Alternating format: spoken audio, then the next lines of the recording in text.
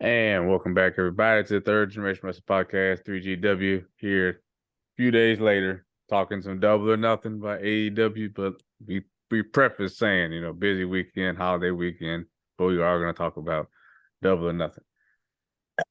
I need an alert button around here. I'll get to the introductions here in a minute.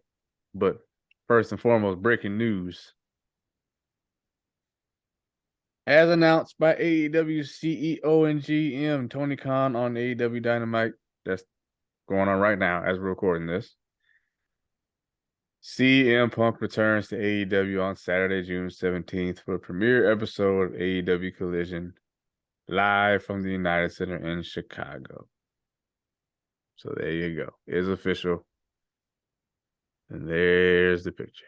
You know what? I'll find a link and try to do this the proper way. But your reaction, sir, to finally being confirmed and it being the real deal. Shit, man. Not surprised at all. I said it all along. Eventually, they would bring him back. They never did fire him. They never did release him. Tony Khan still sees money in him. He'll come back as a heel. This is not shocking news at all. And I'm not sure anybody will even care. Yeah. I mean, the last podcast we did about Punk, nobody sure cared because nobody watched. Yeah, I mean, it does. It definitely done that. How long was he gone for? 7 years? Yeah, 7 years, then came back. And since that media scrum last September, so what? That makes it what, about 9 months he's been out? Yeah. Yeah, There you go. Curious to see what kind of reaction he gets in Chicago. Either way, he's going to be a heel. So yeah, there's the screen, June 17th. There you go. Whatever, man. Whatever, man. I could care less. I'm so sick of hearing about Punk. I'm so sick. Right? Yeah, man. And, I'm just kind of sick of him and his stank attitude. We'll see how long it lasts before he's complaining about something else, man. Dude's just a whiner and complainer. When he left WWE, I said that I thought some of it was he might have some legitimate points, but a lot of it just seemed like nature of the business stuff. I mean, wrestling when you're injured, what wrestler hasn't done that before? He whined and whined and then come back and work for WWE, didn't wrestle for him, but worked for him. And then goes to WWE talking about all the great talent there. And then turns around a couple of years later and bashes on all of that young talent. So who knows? Who cares?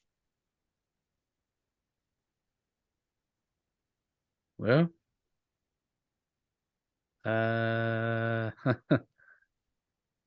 based on the comments, people seem excited. Okay. Fickle. But it seems like, well, as more as I read, it's a little more divided. Yeah. Yeah, now it's more 50-50. So Yeah. you got people that are all about it, and you got people saying, like, no, thank you. You got people, face palming emojis and gifs, and it's like, oh, yeah, this ain't it.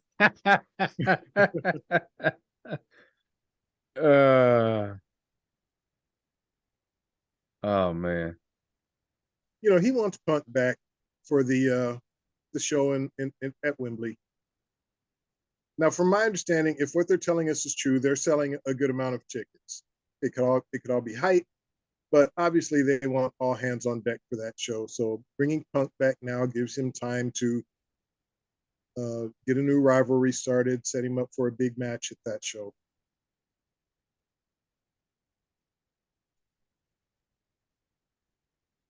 Yep. Well, now that we done talked about that,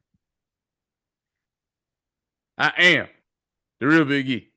He is Rob the Ambassador.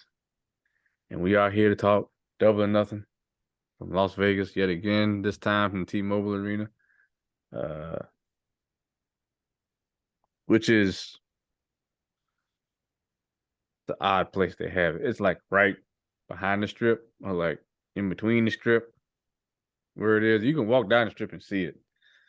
It's just Mhm. kind of crammed in there somewhere. Yeah, that's Um, where they have big fights there. I mean, that's where they hold a lot of their big events. UFC has done shows there, so yeah.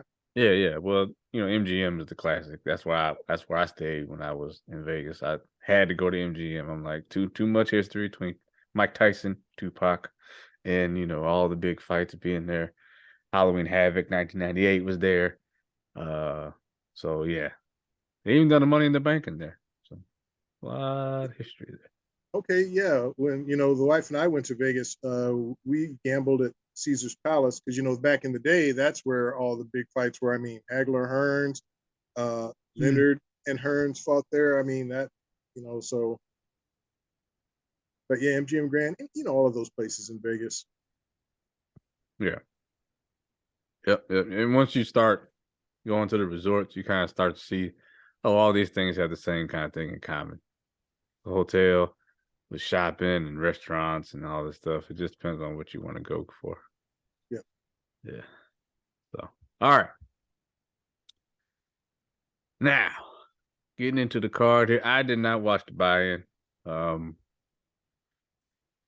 Too much going on Sunday. So by the time I got everything sorted out and got the show on, I missed the first match. I'll just recap what it was. It was the Hardys, Jeff and Matt with Hook and Isaiah Cassidy.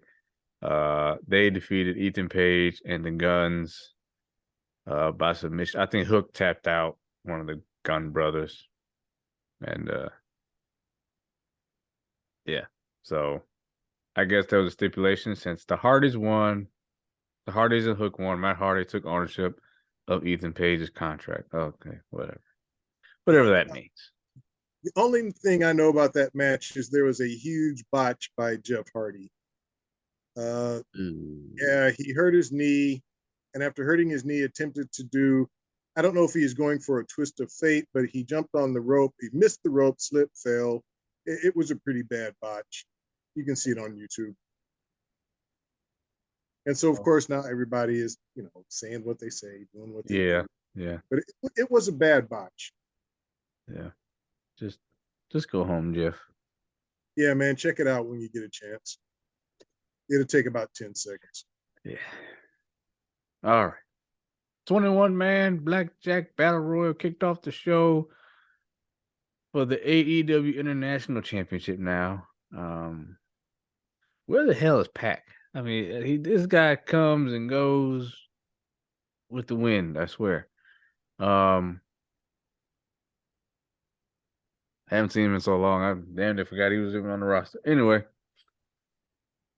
I thought this started out kind of chaotic as battle royals do.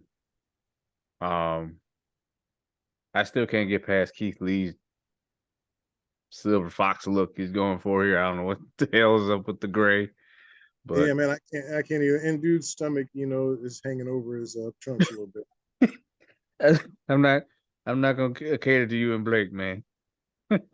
Well, I know he's worse than you, but No, no, no. I'm just saying we've seen him in better shape. That's all. yeah, well he's it was the brick shit house either way. I did like how Swerve came out, kind of stood at the ramp. Would be no playing up the heel thing. What else? You have the Lucha Bros in there. They stood out. I know they came out with, I guess, their kids or Pentagon's kids, I think. Um, what else did Brian Cage stood out in there? You know, it was a battle royal essentially. I mean, just go check it out. But the good stuff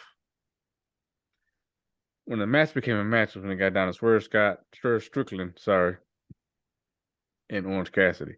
Now that was fantastic. These two had great chemistry together. They need to get that worked out and get a feud going. Forget the thing with Keith Lee. That's the match you do. That's the feud you do because they put on work and I think they got the first. This is awesome chant. And I almost want to say outside of the last two matches, this match probably had the most crowd participation, especially the end. Um, if not for the end, you know what? I'm still. I'll be real. I'm gonna go a high TV quality. Just because battle royals are hard to get into. Too much going on to begin with, and then you just try to keep up. But I will say that ending was top notch. It really did. It almost would have got pay-per-view worthy, but just a little too much going on. I'm going to agree with you. I'm going TV quality, and for me, it's a firm TV quality. Like you said, battle royals, it's hard. There's so much going on. What you hope to see is confrontations between some wrestlers and maybe uh, some brief wrestling between said wrestlers. We didn't see a lot of that. Nothing that was too exciting until, like you said, the end. Isaiah and Orange Cassidy. Like you, I agree. I think those two would make a great match. Although I do think they're going to do Keith Lee and Swerve first. They're gonna take care of that feud. But hopefully down the line we will see that match because I would be all about that if it happened. But the match itself, TV quality for me. And after that, we had the unsanctioned match, Chris Jericho and Adam Cole. Um, lot of recent history with these two guys. So I was interested to see. I like that Adam Cole came out. Roger Strong, thought that was cool. Jericho came out with the whole JAS, and of course, can't forget Sabu, who was the special enforcer. At least he was. At the beginning of the match. Beginning of the match was chaos.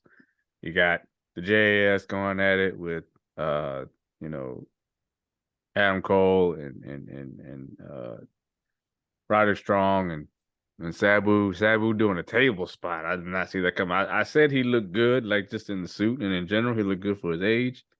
I didn't expect him to do no action. I mean, he was whipping the kendo stick and a table spot. That I would gotta say that table broke like looked like a bag of chips. Damn. So, yeah, but he got a little bit of airtime, so I still give kudos. But it was like as soon as all the fracas was over, it got back to just Cole and Jericho, and it was just like I can't stop. I can't unsee how slow Jericho moves. I know he's lost weight. I know he's in better shape than he's been since AEW started. He still moves slow. Um, and then the other highlight was Britt Baker coming down and beating the hell out of Jericho with the kendo stick. Uh, I know in the end Adam Cole. Yes, right man won. Okay, and had the chain on his knee and everything. I don't know. I just feel like after the interference was the most entertaining part of the match to me, and that's not taken away from Adam Cole. It was just Jericho was just I don't know. He just ain't got it for these long matches anymore. Um, so man, I got this middle of the road. This middle of the road. Shit, man. Okay, I thought I was going to be the hard ass on this show. I went middle of the road too. I did not enjoy this. Let me tell you, I've said this before. I don't like this unsanctioned match shit. Okay, you're trying to sell us on the fact that we're not responsible for what these two men do. Look, you promoted the match. Okay, the match is on an AEW show. You're hyping it up every week on AEW. We know you're sanctioning the damn match. Get away from that. It's dumb. Nobody's buying it. It's just stupid.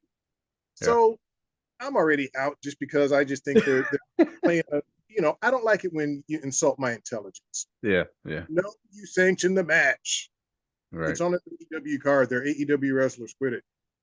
But the match itself, man, was just dull. It's just boring. Like you said, Jericho, look, man, obviously a legend, Hall of Famer, one of the all-time greats. Like so many, just staying around a little too long. And Cole was the right guy to win, but it was just ugly.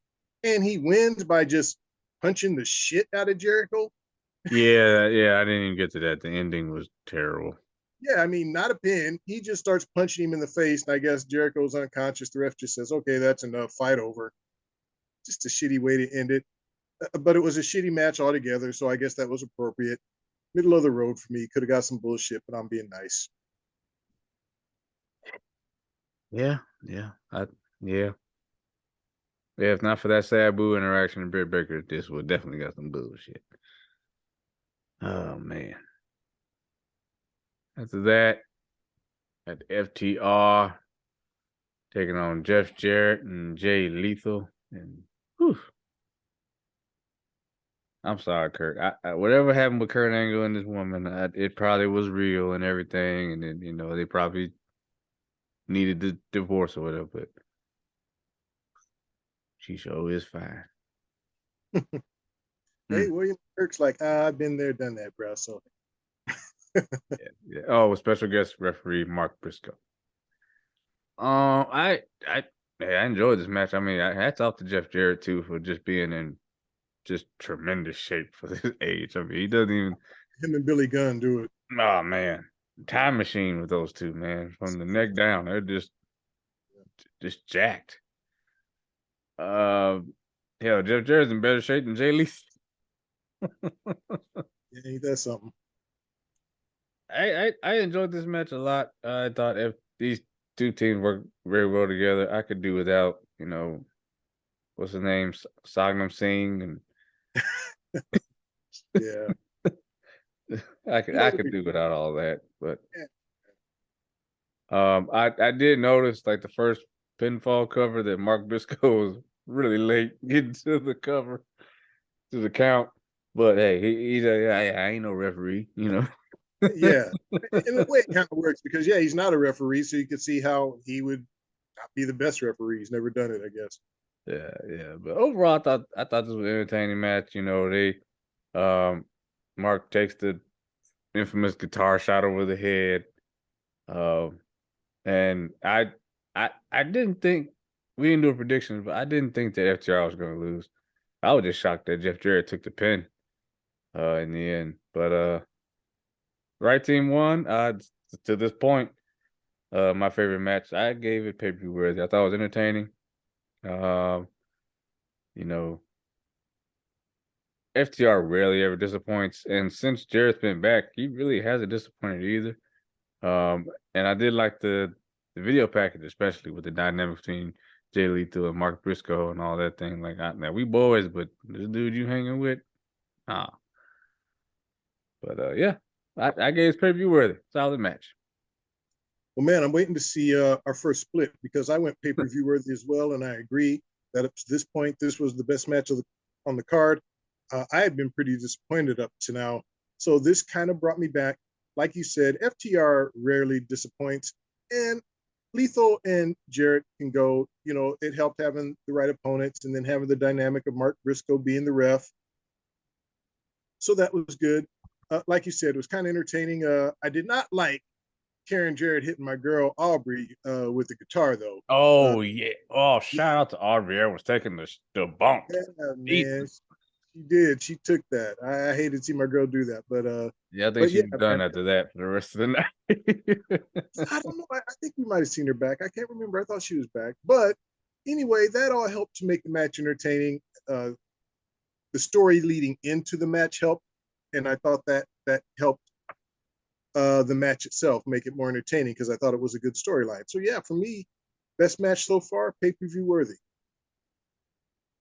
Right on. Right on. Okay. Now this one, I mean, I wasn't happy with them doing this match, but now I am. The TNT Championship ladder match between Christian and Wardlow. Now I initially thought they were gonna do Wardlow versus Luchasaurus, which They probably will do eventually. I just don't think they want either man to lose right now. Like they don't want Luchasaurus the heel to lose, and obviously they don't want Wardlow to lose. So with Christian, the Christian hasn't wrestled in a long time. So now I will say, just to be real, Wardlow ain't got no damn business in a ladder match. Okay. Trying to pick up the ladder, broke one of the ladders and still tried to climb it. And the ref was like, no, don't use this ladder. Here, take this one. It's like, dude, it's broke. You broke the damn ladder jumping on it. Motherfucker, your big ass. And I mean, doing that was not supposed to happen. That was an obvious botch. Dude Yeah. was way too big to try to make that Way leap. too big. Yeah, Yeah, leaping. yeah, and then breaks the ladder, man, and then trying to climb the damn thing. Crazy. Yeah. I think it was Bryce Winsberg. He's like, no, just take this one. Shit. Yeah, man, get your big ass off that broke ladder. Get your big ass. Regular ladder. But I gotta say, man, all that aside, Wardlow, of all people, we've talked about these big guys in AEW doing stuff cruiserweights do. Wardlow went in his Jeff Hardy bag and made up for whatever botch Jeff Hardy had earlier in the night. This was a perfect tribute to that man. Went and got the tallest ladder they had Christian laid out on the table. Or was it? No, it was Luchasaurus, wasn't it? Yeah, it was Luchasaurus. Yeah, Luchasaurus climbs all the way to the top and does a swanton bomb through the two tables. Insane. That is a large man to be doing a swanton and hit it. And kudos to him. That I know people may forget about it because of the matches later on. I did not forget about that spot. And for that, I will be generous and give the pay-per-view worthy. I think it earned that because he's never done anything like that before. And it was a memory. It stayed with me. And I was shocked. I was like, oh my God, he really just did that. And of course, he ended up winning the match. Deservedly so. If there was ever a time somebody earned a victory or earned the right to win a match, it is now he. And it elevated that championship to me by doing something like that and getting up and then going on to win. Kudos to him. And wow, I was just blown away. But yeah, I gave pay-per-view worthy just because of that move. Okay, well, one good spot does not make a match for me. This was middle of the road. I did not like this match. Christian did not move well. And Wardlow, like I said, there was that one spot, and there might have been one other good spot in this match, man, but that botch from the ropes, and then it was just clunky. These guys they, like you said, had no business being in a ladder match. At least Wardlow didn't. And even, I think Christian at this point in his career, I don't know, man, he just looked a little scared to me to take some of the bumps. I mean, look, man, we've seen Christian in these matches before when he was much younger. I mean, Daredevil, I mean, man, no fear at all, but you could just kind of see he's not that same dude. And I just didn't find this match. Concussions later. Right. And I get it, but then maybe just don't do this type of match if you can't, because I was not impressed, intrigued at all. I was actually kind of bored until Wardlow climbed to the top of that ladder. And like you, I'm looking at the TV screen with my eyes bugged, like, is he really going to do this? And he did, and he pulled it off. But that just wasn't enough to save the match for me. It was a great moment, a memorable moment, and kudos to credit to Wardlow. But looking at the match as a whole, I still had to go middle of the road. I mean, that botch with the ladder that we talked about is ridiculous. He tried a little too hard. He made up for it, but to break the ladder and then try to stand it up. Yeah, it was the trying to climb it again what got me. Like, what are you doing? It broke. You broke it. Just trying that move, because obviously he was supposed to, like, we've seen this done before. He was actually supposed to land on the ladder, climb up, and they have this battle to get to the belt. Well, his ass was too big for that. He crushes the ladder, but then tries to climb it again. I don't hate it. I remember that more than I remember the Swanton. Well, no, I'm not gonna go that far. I don't hate it. It just it to me it puts an exclamation point on just how big that dude is and how heavy he is. So you know, don't if Brock realistically if Brock Lesnar tried that shit, he'd have broke the ladder too. Well, yeah, that's kind of the equivalent of Brock trying the back was it what was it WrestleMania? Him and Kurt Angle. Oh, the The shooting some star press. yeah, the shooting star press. Yeah, it was kind of like that same thing with Wardlow, just not as On his disastrous. head. Yeah, Which Brock could hit a shooting star press. He just he could. he did get too much. I think he got too much airtime on that one. Yeah, not enough rotation, but Yeah, we yeah, digress. ugh. Yep. Mm-hmm. Come on.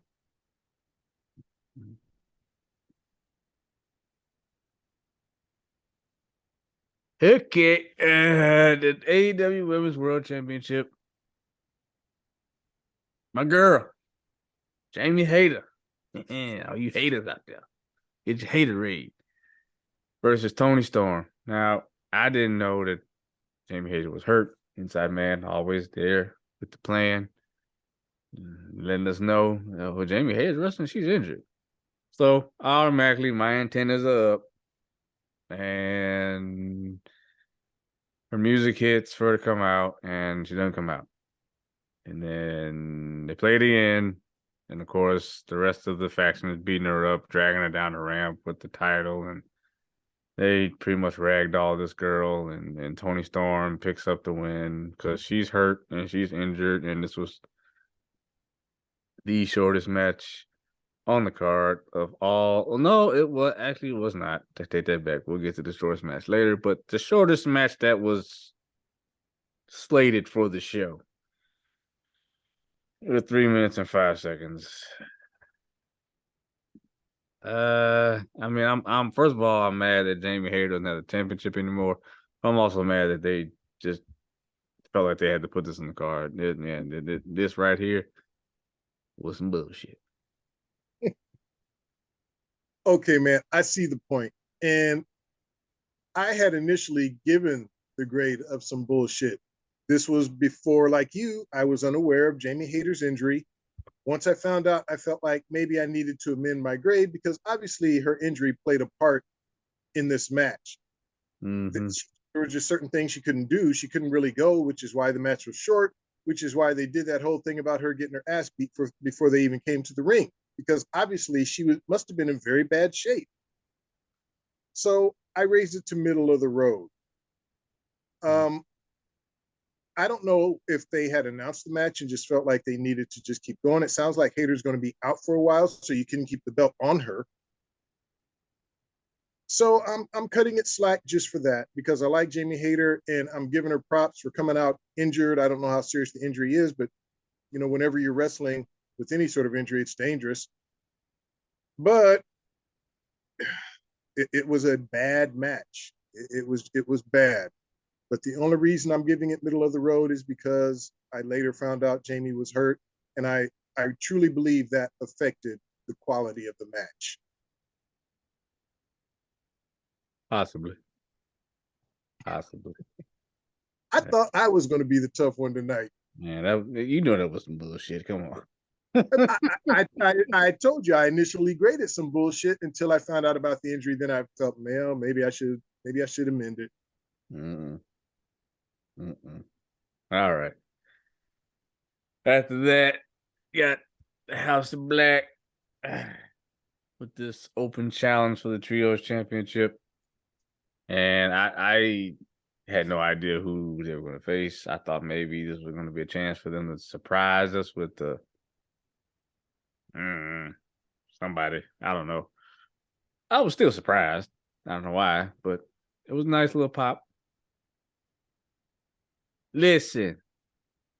The Acclaim, baby. Of course, with Daddy Ass coming out. And Max Caster with the bars going straight at Buddy. I was like, good. Get him. And name dropped Dominic. I He was like, did. He got to be pretty okay. good. Yeah, he got him pretty good. Yeah, yeah. Everything else, I don't remember nothing else he said. Some of it was He good, said but something. that one, He said something about Malachi getting away with wearing blackface. oh, he did, he did, Yeah, yeah. and that got like an O out of me, but the Dominic line got a whole shit. Oh, definitely. Yeah, the Dominic line was definitely a better line. I thought the blackface thing was kind of a stretch and maybe just a little uncomfortable, but oh well, shit. Caster. Uh, didn't expect them to get the win here. I just felt like there'd be crowd loves the acclaim. Everybody loves the acclaim. Everybody loves doing the scissors. Um, it's always interesting to me that Anthony Bowens carries these matches with the acclaim. He's the better wrestler, obviously. Um, but it's daddy ass that ends up getting beat in the end. Keep kind of keeping the acclaim looking strong.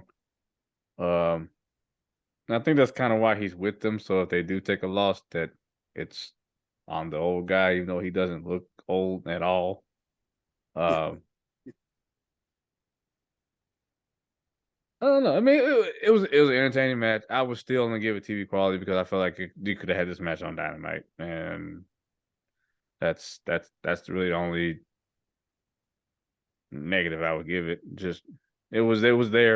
It was entertaining. It was just there. It wasn't nothing spectacular. I mean, we saw the match with them and Swerve in Our Glory. I mean, that was epic. So when you compare it to those matches, this was just kind of something. Like I said, you could have saw something like this on Dynamite. Yeah, I went pay per view worthy. I was entertained enough where I thought it was pay per view worthy. Some good workers in there.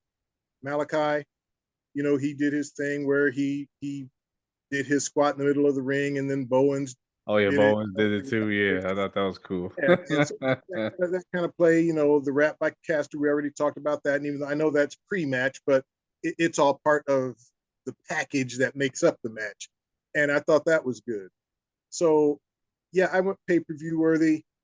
Like I said, not much good on this card so far, but I thought this was one of the better things. And I don't think you mentioned the stipulations, which I don't think made a damn bit of difference in this match, but it was called something open house rules. Yeah, And but they instead of said there, they didn't want the extra added stuff. Like, okay, so a couple of things like there's 20-second count instead of 10, and and then no rope, no breaks on the ropes, no yeah, rope no rope breaks. because there was a submission where Bowens was trying to break and the ref said it doesn't matter. Yeah, I didn't think that added to the match at all. No, Matter of fact, you didn't even mention it when you introduced the match, which I mean, it really wasn't significant. it I, never I, is, never is. I mean, I've seen this matches on Dynamite where they had House of Black rules. I'm like, man, it didn't add anything. And right. So, it's not like so Ravens. Remember when Ravens rules? It made a right. difference. Yeah, yeah. But these like, It's okay, not so like that. 20 seconds instead of 10. Okay, no rope breaks. Okay, it's just whatever. But still, I thought the match itself was entertaining enough to garner a pay per view worthy rating for me. So that's what I'm giving it. All right. Not mad. I mean, anytime I get to see the acclaim, I'm happy. Those guys know how to party.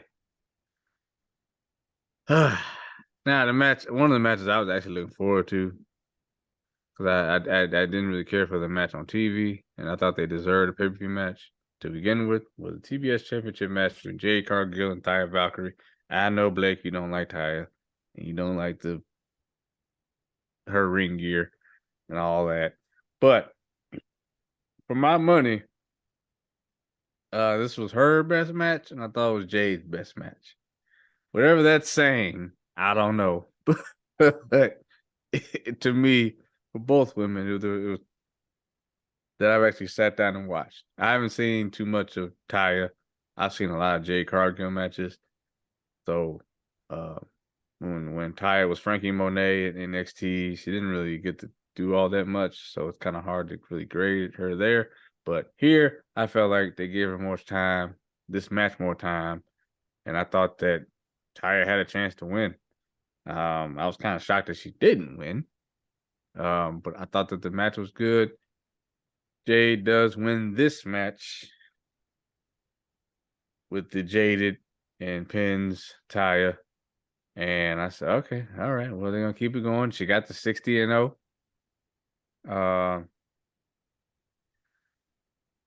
And I was like, okay, well, and then smart Mark Sterling gets in the ring and he shoots his mouth off, saying she'll fight anybody, anytime, any place.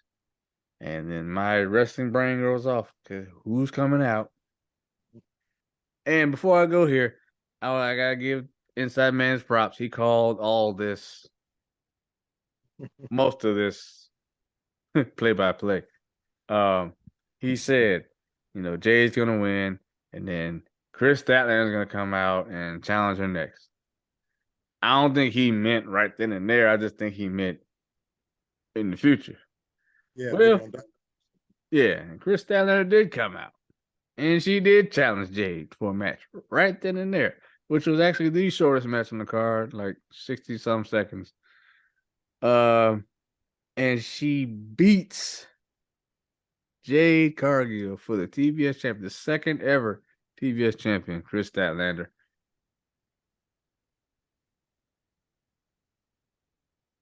Uh, I mean, I popped. It was great. But I just think that they're kind of doing like it's like they're stealing what WWE has done with like Money in the Bank or like open challenges, and then they're like kind of blowing their wad. Like WCW used to do. Like you could have made money off that match with her, and you could have sold Jade and Chris Statlander on Dynamite and done the same thing. Maybe not squash, but you could have had her beat her. But I guess this is a way for Jade to. I don't know why we do this, but save face. She was tired already. She already had a match. So this was Chris Statlander catching her off guard. I don't know. I still loved it. I had a great time with this match. I'm gonna put it all in one segment and I'm gonna give it pay-per-view worthy. I thought it was enjoyable. Like I said, the best match I've seen between these two ladies. They did put in work. Um and then the surprise of Chris Statlander, who got a huge pop and then winning the championship. He even got confetti. So it was fun. It was fun. I liked it. Pay-per-view worthy. Yeah, you know what? This match surprised me because I was not looking forward to it. I'm not a big Taya Valkyrie fan. And even though I think Jade has improved, just not the hugest fan either. But this match surprised me. It was good. I mean, both of these women wrestled well, and I thought it was an intriguing match. I thought Valkyrie had a couple of good moves, and at times I thought, wow, maybe they're actually going to break the streak and let Valkyrie win. It wasn't to be. Uh, and Valkyrie actually hit, I don't know if you mentioned, but she actually hit Cargill with Jaded at one time. Yeah, Road to Valhalla. They had the same finisher. She used it. Oh, okay. All right. I Before. didn't know the history. Yeah, that was the whole storyline because the first time they wrestled, she couldn't use it. Let's use it. I do remember that. I just didn't know that was the move. Okay. Yeah. But still, man, this match caught me off guard, surprised me. And even before Chris Statlander came out, I would have given this pay per view worthy. Now, of course, when Mark Sterling starts talking about, hey, 60 and 0, okay, like you, immediately I know somebody's coming out. And I had said a long time ago that I thought Chris Statlander versus Jade Cargill would be an epic match if we ever were to see it. Now, was this the way that I wanted to see it? No. But you know what? I'm not mad about it because we're going to see a rematch. I mean, they're going to do that. And I'm all about it. So the fact that they did it this way, it works out because it gives Jade, look, 60 and 0, man. That's pretty impressive. And that's a record that is going to last in AEW for a long time. 60 straight wins. So she'll have that on her resume. Nobody's going to be beating that anytime soon. I actually read that Jade might be taking some time off. Maybe that's true, maybe it isn't. Either way, we are going to see the rematch between her and Statlander. I look forward to that. But I was surprised, and I give this pay per view worthy as well. Yeah, it's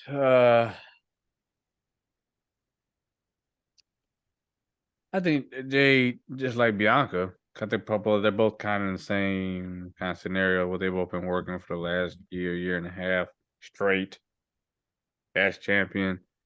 They probably do both need breaks. Just get away from wrestling for a little while. So yeah, and I'm happy for Chris Statlander. Now we got something new. The title is now refreshed again, and yeah, I enjoyed it. I really enjoyed it. Statlander's gear reminded me. I don't know, man. She's changed her look. Remember, she was the alien when she first started. She used to do the boot. Yeah, yeah. I remember all that. Yeah, but I like the new look. Yeah. She had to evolve. I think she just realized that alien did that wasn't really getting over. When AEW first started, everybody had a gimmick, and eventually you just got to be yourself. Yep.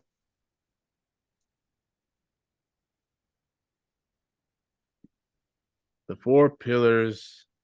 I don't know why I call them a tag match, but the Four Pillars AEW World Championship match. You got MJF defending against Sammy Guevara, Darby Allin, and Jungle Boy Jack Perry. I know he's a heel and he's a dick, but congrats on becoming a dad. Sammy. Yeah. Maybe that'll cool your jets a little bit. Maybe you need to have a kid so you can calm your ass down. Because and wrestling, when the bell rings, look, I ain't got no problem with him. Everything he does inside that square circle and around it is perfect. But it's just all the shenanigans and shooting your mouth off outside of it. But he's still very young. But this match was like had concerns coming in based on the promos from certain wrestlers, Darby and Jungle Boy. I was like, I don't know how this match is gonna go. I don't know if y'all even championship ready even just to be in the match. I don't feel like none of y'all are gonna win. MJF being as far as like the Four Pillars and the young guns and that are gonna be the future of the company. Yeah, he fits the bill as champion right now. I would like to see him beat the bigger names though. I would like to see him face, you know, he did have that feud with Bryan Danielson, but I'd like to see him beat like a Kenny Omega to really, really solidify that championship, him being champion. But anyway, I thoroughly enjoyed this match. They all got Jungle Boy had a basic entrance, but everybody else had something special to their entrance. I don't, Darby Allin doing the Elvis thing.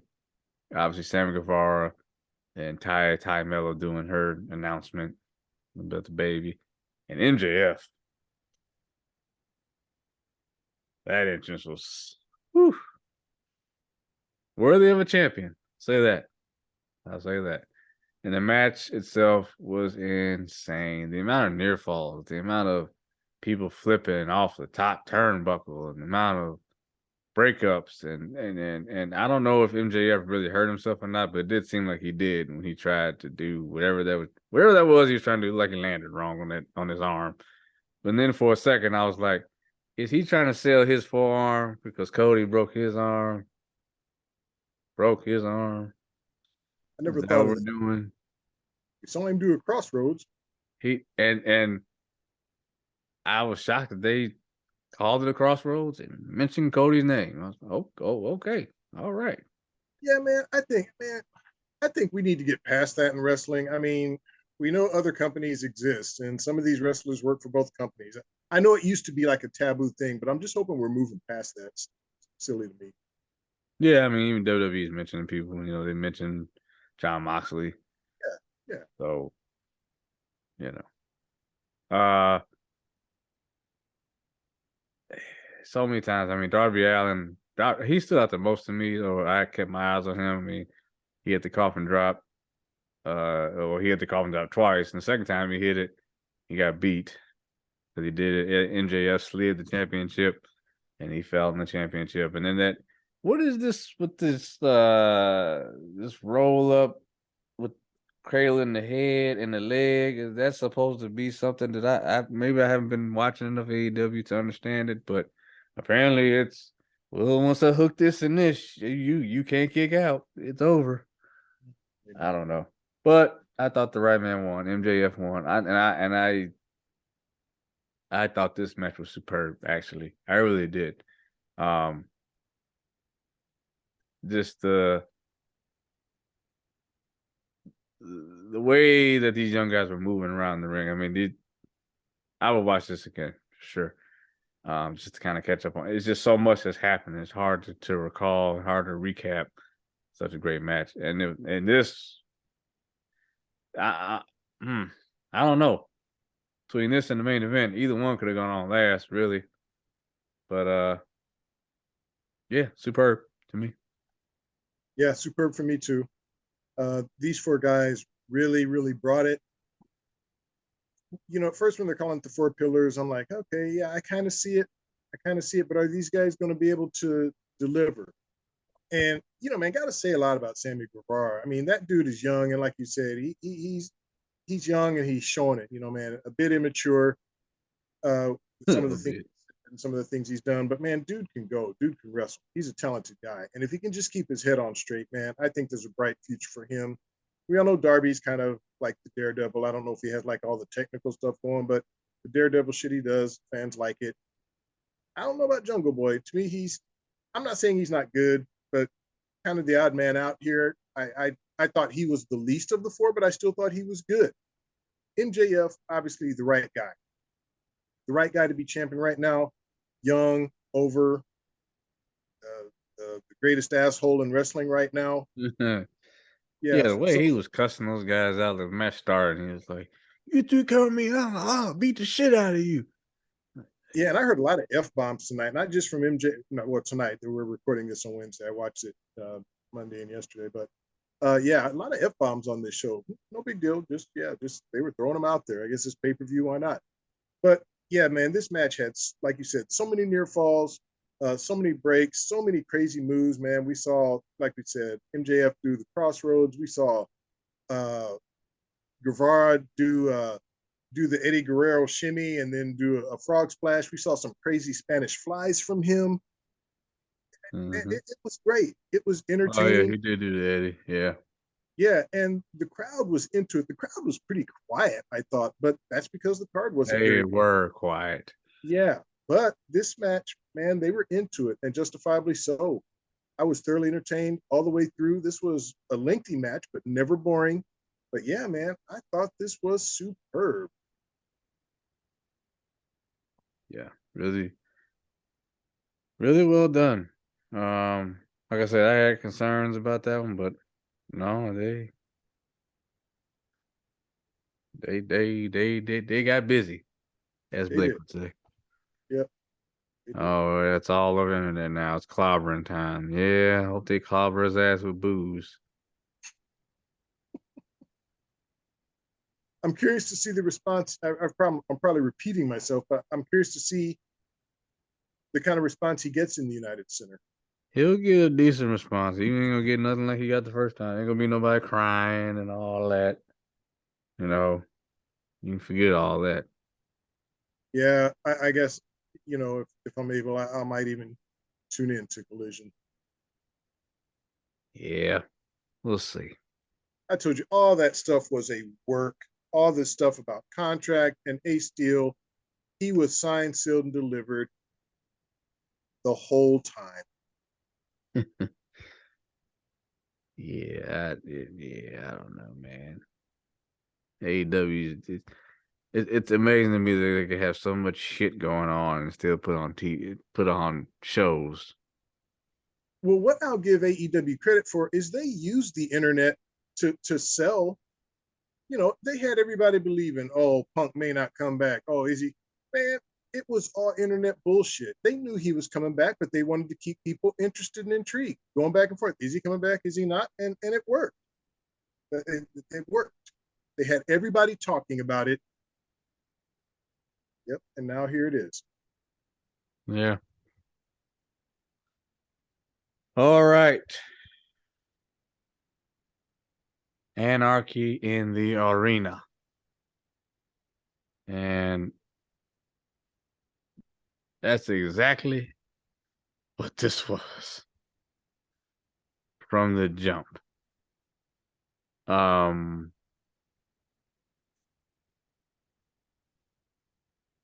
I so the match before the match even starts. So you got Young Bucks, the Elite come out.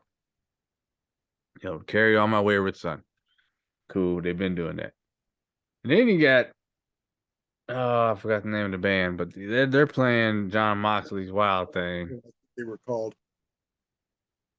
And the Blackpool Combat Club, they're kind of making the Shield entrance. I thought that was cool. They had the almost looked like Shield gear, the way Bryan Danielson was dressed.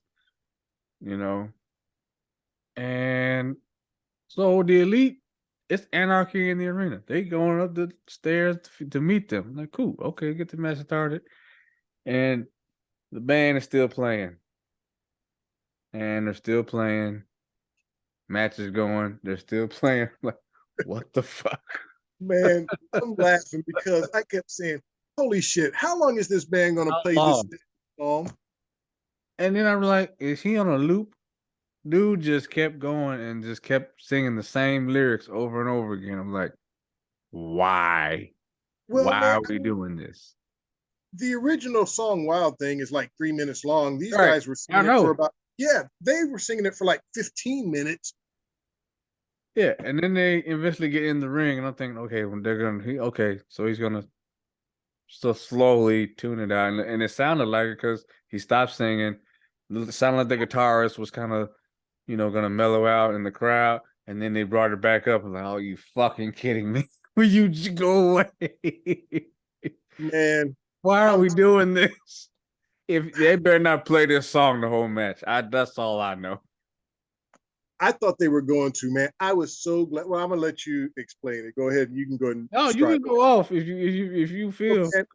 Look, eventually the Bucks must have heard us complain about it because they walk up to the top of the stage and the lead singer of this band, for whatever reason, just a dumbass thing to do, opens up his jacket and shows that he has a Blackpool club shirt on, Fight Club, whatever they're called. I can't remember their name. Combat Club. So of course the Bucks are like, oh, okay, and kick it. And that's the end of that. The end Yeah, of that damn song. And I yeah. could not have been happier. I'm surprised they didn't get a thank you Bucks chant going. Man, that was just ridiculous. I got to tell you, man, well, look, go ahead and talk about it. Go ahead and talk. So That damn near ruined the match for it, me. it did. I'm like, you're taking away because remember they had like so they had taken out the Blackpool Combat Club out of the ring, and you had the Elite were in the ring, and they kind of squatted up, and they did their cross ring suicide dives.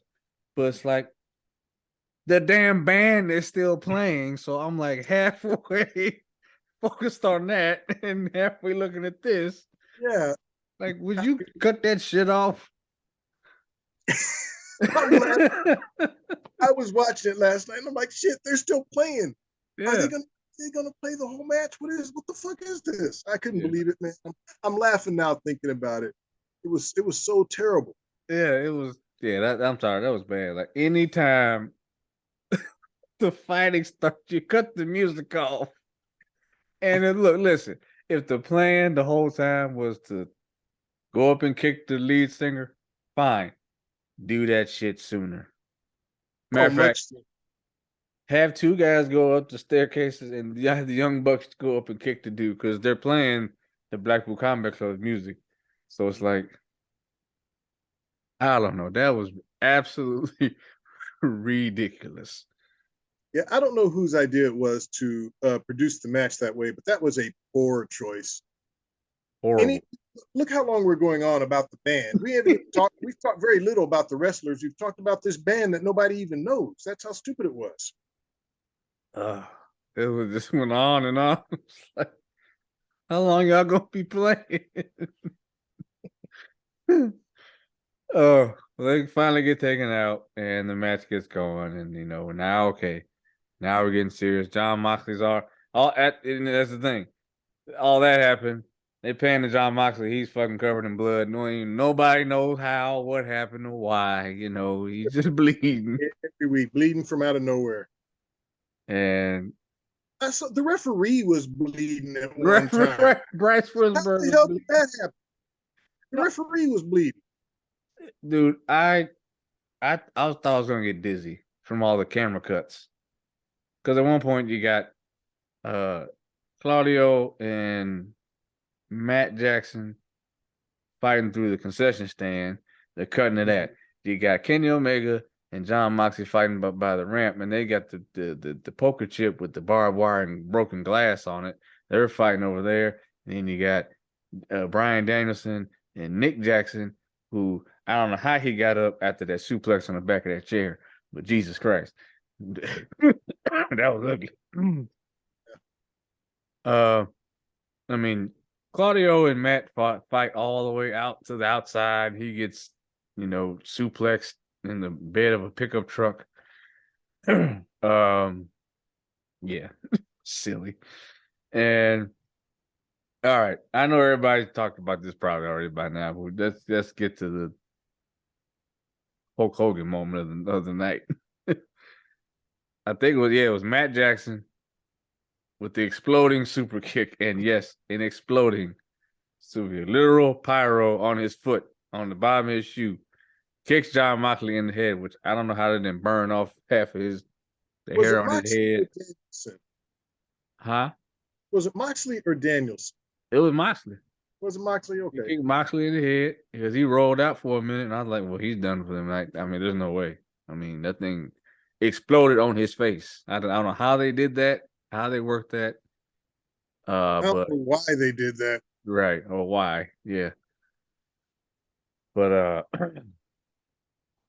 Claudio said well, that's not gonna happen again, and takes off Matt's boot, and they beat the holy hell out of him. And then here comes Moxley back again with the bag of thumbtacks, and I just cringe anytime the thumbtacks come out because yeah. It was one thing because I think we've seen this spot before with Joey Janela where they dumped Exactly. dumped him barefoot on the thumbtacks. I said, okay, yeah, that does hurt really bad. Like yeah, can imagine because like your foot, your hand, both like stuff still stuck in there. That's one thing. They put thumbtacks in his mouth. Yeah. It's like, what are we doing? And then super kicked him, and he just thumbtacks go everywhere. Like, okay, y'all are just doing spots at this point. That's all this is. What dumb shit can we do now? Oh, look over here. Let's go do this thing over here. I mean, that's all this was. And I guess the match is, I can't pronounce this guy's name because uh uh uh who's Kenny Omega's former manager? Callis? Don Callis gets up, and now he has a new apprentice, I guess. If we're gonna, use a Star Wars type of thing. I mean, he came out dressed in black in the hood, so yeah. I can't say his name. I'm sorry. The Japanese wrestler that attacked Kenny Omega, and yet again another weird, awkward cover by Wheeler Yuta of all people gets the pinfall victory in the main event of Double or Nothing. Who would have fucking called that? But yeah, Blackpool Combat Club win the Anarchy in the Arena match again for the second year in a row. And I didn't say anything much about Hangman. He did do a little bit of something. It's kind of an afterthought, especially once he took the eye patch off. He did hit the dead eye on Brian Danielson, but I don't really remember much from him.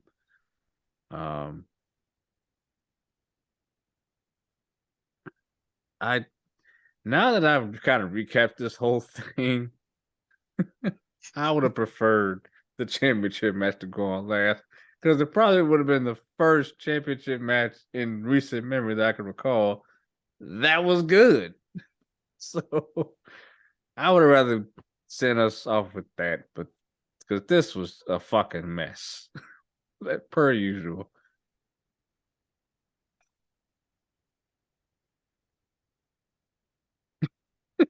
Man, I wanted to. I'm trying to think of like how would I grade this, and I know people liked it for what it was, and there was a lot of hard work in there. But at the end of the day, Man, this was just a jumbled up bullshit.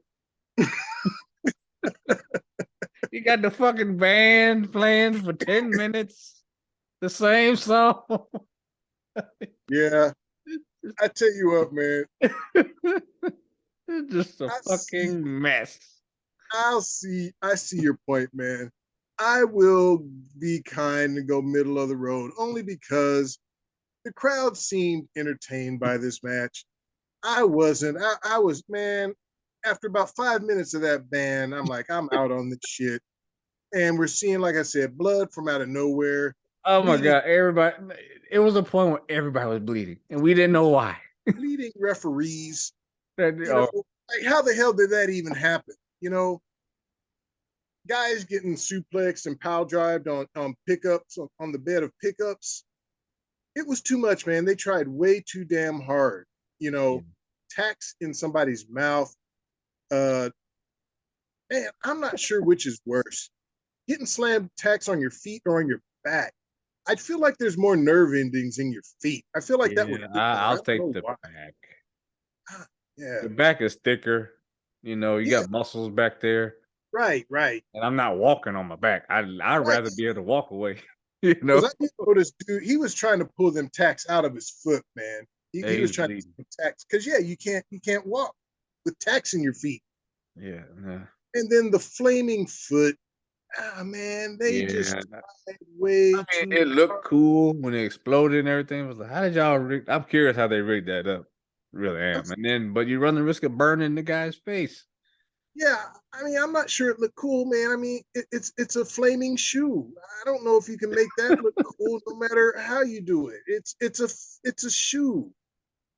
Oh man, no. Yeah, Try too Super hard. Mario But Brothers. yeah, I'm gonna go middle of the road because, like I said, a lot of people like these types of matches. I just think they're just a stupid, silly, shitty mess. But man, look, it made me laugh.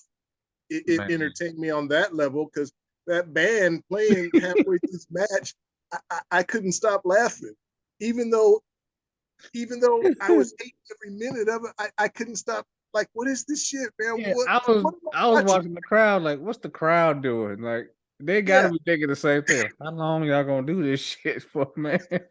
I kept asking myself, like, what am I watching here? What is this? What am I watching? So from that standpoint, I'll go middle of the road. But man, you're right. It was some bullshit though. Yeah, this was bullshit, man. If Book was here, he'd have probably gave us the flaming fucking hell. Man, Just he on the principle of the band. He and they weren't probably even banned. I mean, they were just kind of standing there in this bad makeup. Wow, he wasn't very animated. Wow, no, but yeah, man, just you know, yeah, yeah, it wasn't even a strange. cool band. But you couldn't have got a big name or a really cool band to do such a thing. I mean, to just No, stand there and play the same song. And no, because you would have to pay them to do that just shit. go another song. I mean, if you're going to have them perform for 10, 15 minutes, can they do another song or two? Just Yeah. looping the same song over and over and over again. Yeah. Like they could have done like if they wanted to go for like a Mad Max kind of thing. You remember the Mad Fury Road, they had the guitars, that Yeah, kind of thing. You would have to change the song though. You can't keep looping Wild Thing. And yeah, you're right. Because I've heard Wild Thing. It is a short song. right. Play that shit They three. basically Because I'm sang the listening, I'm same like, you're song saying about the five. same lyrics. They sang the same song about 5 times is what they did. Because that's really all it is. Wild thing, you make my heart sing, you make everything groovy. Wild thing, I think I love you, but I want to know for sure. And then you go into the chorus again. They did that shit about 5 times.